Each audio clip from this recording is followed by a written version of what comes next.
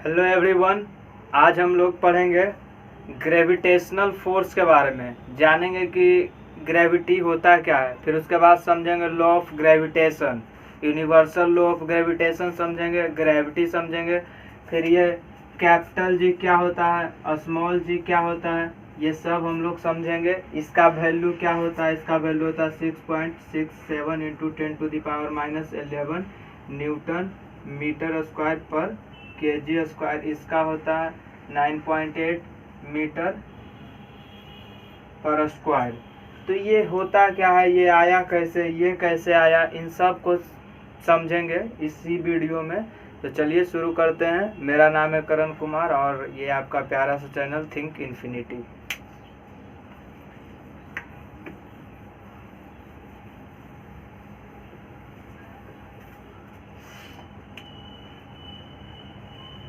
तो हेडिंग डाल लीजिए universal law of gravitation.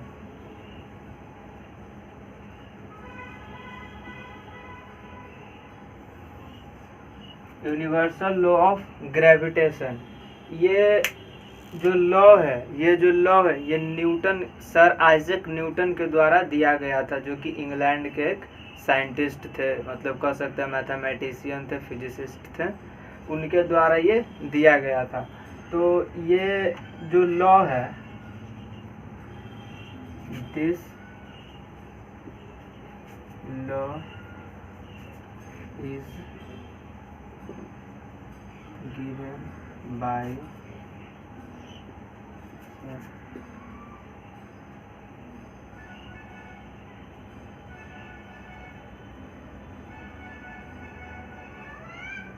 Sir Isaac Newton के द्वारा दिया गया था। अब इसमें हम लोग ये समझते हैं कि ये लॉ कहता क्या है हमसे, इस लॉ के अंडर हम लोग क्या काम करते हैं, मतलब ये लॉ हम लोगों को क्या बताना चाहता है। जैसे देखिए, सपोज यहाँ पे कोई ऑब्जेक्ट रखा हुआ है और यहाँ पे एक और ऑब्जेक्ट है, और इन दोनों के बीच में कुछ डिस्टेंस होगा।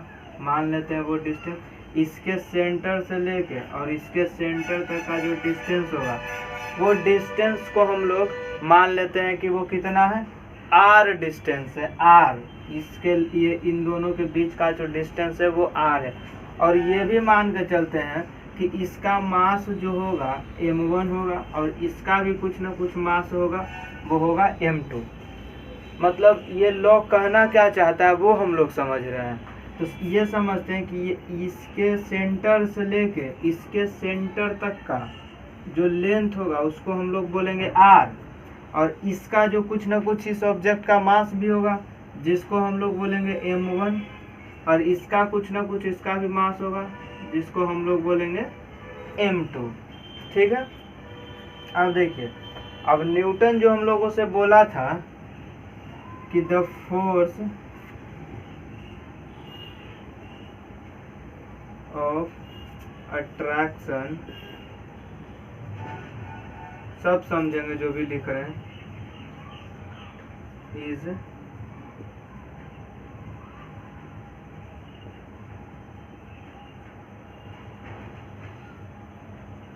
directly proportional to the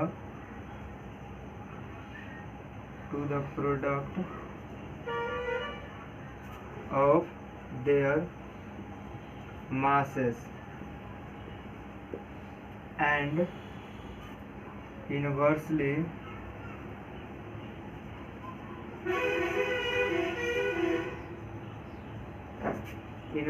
proportional to the square of their separation। मतलब इसका क्या हुआ कि ये दोनों ऑब्जेक्ट एक दूसरे को अट्रैक्ट करेगा, ये दोनों ऑब्जेक्ट एक दूसरे को अट्रैक्ट करेगा। अगर कोई भी यूनिवर्स, पूरे यूनिवर्स में कहीं पे दो मास रखा हुआ है तो वो दोनों मास एक दूसरे को अट्रैक्ट करेगा। वो अट्रैक्शन फोर्स जो होगा वो कितना होगा, ये कैलकुलेट करने के लिए हम यही लॉ का यूज करते हैं। ये जो लॉ है ये हम लोगों को कैसे मदद करता है वो समझते हैं। मतलब न्यूटन का ये जो स्टेटमेंट था, इससे हम लोग क्या समझ रहे हैं कि जो ये दोनों एक दूसरे को जो अट्रैक्ट कर रहा है, वो जो फोर्स होगा वो डायरेक्टली प्रोपोर्शनल होगा m1 और m2 के प्रोडक्ट के बराबर, ठीक है। और ये जो फोर्स होगा वो इनवर्सली प्रोपोर्शनल होगा आर स्क्वायर के बराबर। क्या बोल रहा है, inversely proportional to the square of their separation, मतलब ये इतना दूर से सेपरेट है तो इसके स्क्वायर का प्रोपोर्शनल होगा, ठीक है। ये अब इन दोनों इक्वेशन को अगर हम कंबाइन करते हैं, इन दोनों इक्वेशन को कंबाइन करते हैं तो हम लोगों को मिलता है F is equal to m1 m2 by R square, और यहाँ पे एक कांस्टेंट g आ जाता है, ये कांस्टेंट g आ जाता है। यही फॉर्मूला की मदद से हम लोग फोर्स ऑफ अट्रैक्शन निकाल पाते हैं। अब ये फॉर्मूला से निकाल लेंगे, लेकिन ये समझ में आता है कि चलो इसका मास कुछ ना कुछ होगा, सपोज 5 kg, इसका कुछ ना कुछ होगा 2 kg, इसका भी कुछ लेंथ होगा, मान लिया 3 मीटर, कुछ तो होगा। लेकिन ये जी क्या है, ये जी हम लोगों को अभी तक समझ में नहीं आया।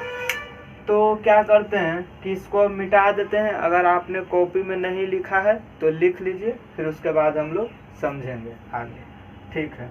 1 2 3 जल्दी लिखें।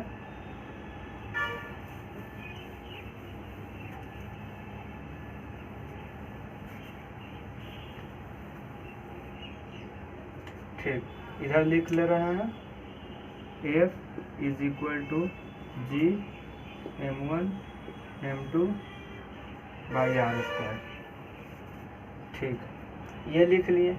अब ये जो g होता है ये होता है, इसको बोलते हैं ग्रेविटेशनल कांस्टेंट।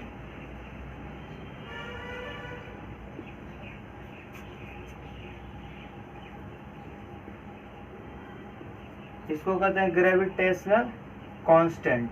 इसका वैल्यू जो होता है g बराबर 6.67 इंटू 10⁻⁻11 न्यूटन मीटर स्क्वायर पर kg स्क्वायर। ये तो समझे कि इसका वैल्यू ये था, ठीक है, वैल्यू इतना होता है, ये ग्रेविटेशनल कांस्टेंट भी है। लेकिन ये यूनिट कैसे आया, ये यूनिट समझ में नहीं आया। तो चलिए यूनिट कैसे आया वो भी समझ लेते हैं। फोर्स का यूनिट होता है न्यूटन, ठीक है।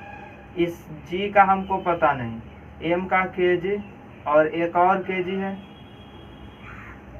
और r स्क्वायर यानी r का क्या होता है मीटर, ये हो गया मीटर स्क्वायर।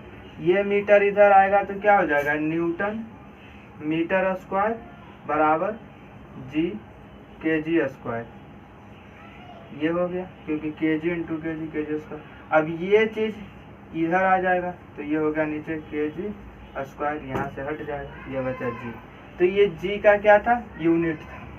मतलब हम क्या समझे कि कोई भी ऑब्जेक्ट यूनिवर्स में कहीं पे भी, इस ब्रह्मांड में, इस यूनिवर्स में, चाहे किसी भी प्लेनेट पे भी हो, कहीं भी दो ऑब्जेक्ट रखा हुआ है तो दोनों के बीच का जो अट्रैक्शन फोर्स होगा वो यही हो, इसी से हम लोग निकालेंगे।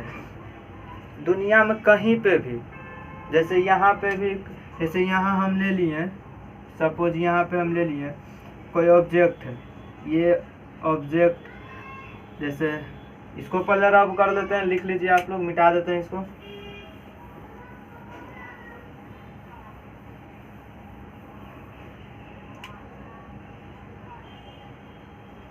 ठीक, अब जैसे एक एग्जाम्पल से समझते हैं। सपोज यहाँ पे कोई ऑब्जेक्ट है, इसका मास है 3 kg। इस यहाँ पे कोई ऑब्जेक्ट है, इसका मास है 2 kg। एक दूसरे को अट्रैक्ट कर रहा होगा, मान लेते हैं इन दोनों के बीच का जो सेपरेशन है वो 1 मीटर है, ठीक।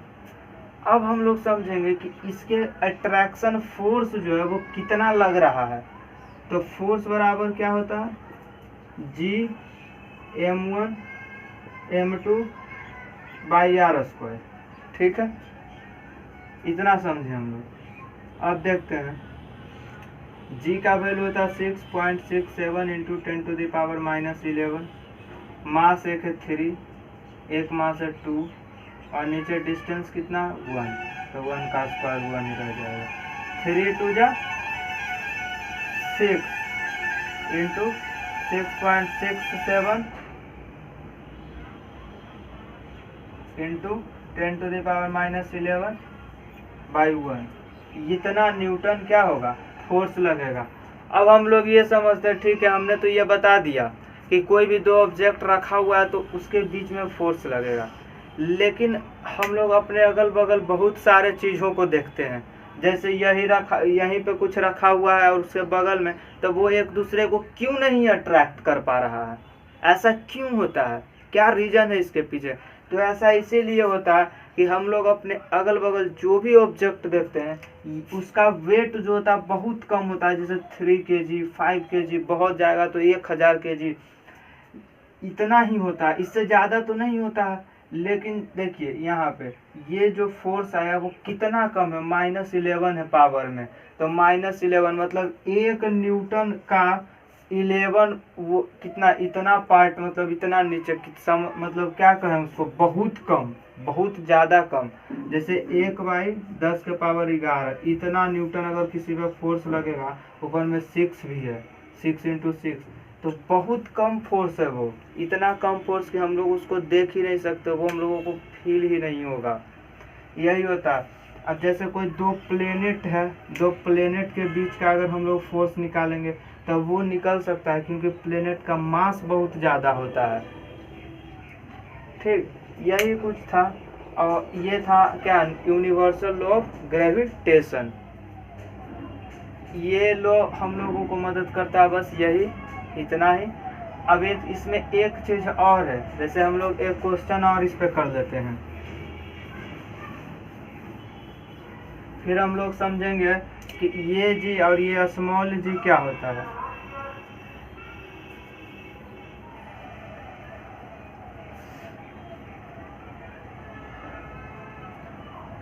जैसे सपोज यहाँ पे, और हाँ, ये जैसे सपोज यहाँ पे कोई एक ऑब्जेक्ट है और यहाँ पे कोई ऑब्जेक्ट है, और इन दोनों के बीच का जो डिस्टेंस है वो 3 मीटर है। इसका मास 5 kg, और इसका मास बताना है। अगर हम लोगों को फोर्स चाहिए 6.67 इंटू 10⁻⁻11 न्यूटन, फोर्स इन दोनों के बीच में इतना लग रहा है, तो इसका मास क्या हुआ होगा? तो इसका मास हम लोग कैसे निकालेंगे? फोर्स बराबर g m1 m2 by R square. g का वैल्यू हम लोग यहाँ लिख देते हैं 6.67 इंटू 10⁻⁻11। फिर उसके बाद मास 5 kg, एक मास नहीं पता है, r कितना है 3, तो ये हो गया, सॉरी 3 का स्क्वायर 9, और ये कितना 6.67 इंटू 10⁻⁻11। फोर्स यहाँ दिया हुआ, ये और ये कट गया, ये कितना बचा, इधर ये 9 आ जाएगा, अब बचेगा 5m स्क्वायर। ये 5 इधर आ जाएगा यहाँ से हट के, ये यहाँ से हटेगा तो ये अंडर रूट हो जाएगा। मतलब इतना मास होगा इसका, इसको कैलकुलेट करेंगे तो हम लोगों को मिल जाएगा। ठीक है,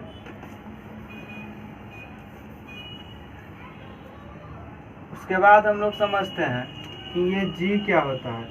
ये g होता है एक्सेलरेशन ड्यू टू ग्रेविटी। मतलब अगर किसी भी चीज़ को हम लोग ऊपर फेंकते हैं, जैसे किसी भी चीज़ को, जैसे ये इसी को फेंकें अगर ऊपर, तो ये नीचे आ रहा है, ऊपर फेंक रहे हैं तो नीचे क्यों आ रहा है? ये ऊपर फेंकने से नीचे आ रहा है ना, तो इसको अर्थ जो है वो क्या कर रहा है, खींच रहा है अपने नीचे, अपने ओर खींच रहा है। तो वो कितना एक्सेलरेशन से खींचता है, कितना उसका एक्सेलरेशन है, वही हम लोग वही ये होता है। इसको हम लोग कहते हैं एक्सेलरेशन ड्यू टू ग्रेविटी। इसको कहते हैं कि अर्थ कोई भी चीज़ को कितना एक्सेलरेशन से खींच रहा है, वही है ये जी। ठीक है, तो इसके और इसके बीच में हम लोग रिलेशन निकालेंगे। जैसे कोई सपोज ये जैसे कोई ऑब्जेक्ट नीचे गिर रहा है, जैसे कोई ऑब्जेक्ट नीचे गिर रहा है तो उस पर फोर्स कितना लग रहा होगा। हम लोगों ने पहले ही बात कर लिया था, न्यूटन सेकंड लॉ, वो वीडियो हो चुका है, डिस्क्रिप्शन में उसका लिंक मिल जाएगा, वहीं पे आप लोग पहले जाके देख लें, तब ये समझ में आएगा। अगर इससे पहले वाले ये जो समझा है यूनिवर्सल लॉ ऑफ ग्रेविटेशन, ये तो समझ सकते हैं उस लॉ के बिना भी, लेकिन यहाँ पे वो लॉ का हम थोड़ा सा यूज करेंगे। न्यूटन सेकंड लॉ को इवेल्युएट करके हम लोगों को मिलता है फोर्स बराबर जो होता है मास इंटू एक्सेलरेशन। फोर्स बराबर मास इंटू एक्सेलरेशन होता है।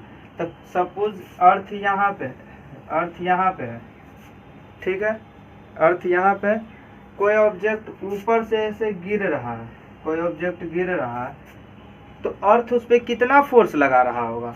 अर्थ फोर्स लगा रहा होगा, फोर्स बराबर होगा मास इंटू एक्सेलरेशन, यही होगा फोर्स जो अर्थ लगा रहा होगा, क्योंकि इस ऑब्जेक्ट का मास और अर्थ लगा रहा होगा फोर्स कितना, मास इंटू एक्सेलरेशन, तो जी यहाँ पे हो जाएगा, क्योंकि acceleration due to gravity G होता है। मतलब अर्थ के केस में फोर्स बराबर क्या हो जाएगा, मास इंटू एक्सेलरेशन।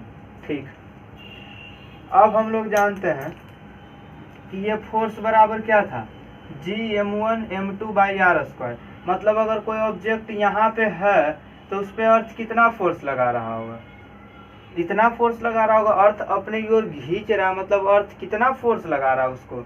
जैसे यहाँ पे ये ऑब्जेक्ट अगर ऐसे रहता तो ये एक दूसरे को अट्रैक्ट करता, ये तो बहुत छोटा है तो अर्थ को क्या अट्रैक्ट करेगा। हम लोग ऊपर जाते हैं तो क्या अर्थ को नहीं अट्रैक्ट करता है, अर्थ ही हम लोगों को अट्रैक्ट कर लेता है। ऐसा इसलिए होता है क्योंकि अर्थ का वेट बहुत ज़्यादा है, उसका मास बहुत ज़्यादा है as compare to human beings और एनीथिंग एल्स। ठीक है, तो यहाँ से ये फोर्स बराबर ये होगा, तो ये फोर्स और ये फोर्स इक्वल हो जाएगा, तो हम लोग इक्वल कर देते हैं। जी m1 मान लेते हैं, ये m है स्मॉल m किसी ऑब्जेक्ट का, और ये बड़ा वाला m m2 के जगह पे हम लोग रख ले रहे हैं, यहाँ r स्क्वायर, इधर mg। अब देखिए ये स्मॉल m और ये स्मॉल m कट गया, खत्म, और यहाँ पे होता है g। ये बोर्ड मार्कर थोड़ा सा धीरे चल, मतलब अच्छा से नहीं चल रहा, इसका इंक पता नहीं की है, अच्छा बाद में देख लेते हैं, वीडियो खत्म ही होने वाला है। तो g बड़ा m और नीचे r स्क्वायर और इधर g। ठीक, तो ये आया इस g का वैल्यू, और ये g जो होता है वो 9.8 होता है। अब कैसे वो भी हम लोग समझ लेते हैं। जैसे देखिए इसका वैल्यू हम लोगों को पता है, इसका वैल्यू पता है, और ये जो है ये r स्क्वायर, ये दो का बीच का जो सेपरेशन होता है ना वो होता है, इसका वैल्यू होता है ये। तो g को हम लोग ऐसे करके फाइंड कर सकते हैं। g जो है g बराबर g, ये हो गया यूनिवर्सल लॉ, क्या है, universal law of gravitation. m हो गया मास ऑफ अर्थ, और g हो गया मास और उस ऑब्जेक्ट के बीच का सेपरेशन। तो यही था, उम्मीद करते हैं आप लोगों को समझ में आ गया होगा। नहीं समझ में आया तो वीडियो को दोबारा देखें और समझने की कोशिश करें। फिर भी नहीं समझ में आया, क्या नहीं समझ में आया, कमेंट में ज़रूर लिखें।